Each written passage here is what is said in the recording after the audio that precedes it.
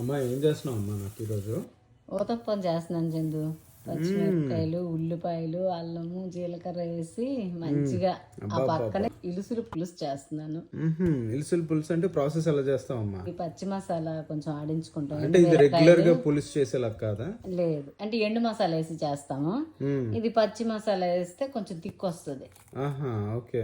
ఎండుమిరపకాయలు, ఉల్లిపాయలు, చిన్న అల్లం ముక్క, జీలకర్ర, ఒక టమాటా వేసి మిక్స్ చేసి పక్కన ఉంచుకుంటాం. తర్వాత బాణంలోన ఆయిల్ వేసేసి అందులో ఆవాలు, కొంచెం పచ్చిమిరపకాయలు ఒక 6 పడతాయి, కరివేపాకు వేసుకొని అది వేగుతున్నప్పుడు ఈ చేపలు కడిగేసి పెట్టుకున్న ఉంచుతాం కదా, అవి అందులో వేస్తాము. అవి బాగా వేగుతున్నప్పుడు కానీ అవి గరిటి పట్టేసి కలపకూడదు, ఇలా తిప్పుతుండాలి కాడ పట్టుకొని.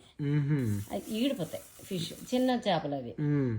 అలా అని చెప్పి అవి వేగుతున్నప్పుడు ఈ మసాలా ముద్ద అందులో వేసేస్తాం. అది కూడా ఇలా కళాయి 2 వైపులా పట్టుకొని తిప్పడమే. అది వేగాక చింతపండు నానబెట్టుకుంటాం, చిన్న బెల్లం, ఒక చిటికెడు బెల్లం వేస్తాం అందులో. అదే అందులో పిండేస్తాం పులుసు. అలా మరుగుతూ ఉంటుంది. ఉప్పు, ఇంకా కొత్తిమీర, స్ప్రింగ్ ఆనియన్స్ అలాంటివన్నీ వేస్తాం. అది చిన్న సిమ్లోన మీడియంలో ఉడికితే అది తొందరగా అయిపోద్ది కూడా. చాలా బాగుంటుంది ఊతప్పంతో ఇలుసులు పులుసు. ఊతప్పంతో ఇలుసులు పులుసు తింటే సూపర్. నోట్లో బ్లాస్టే.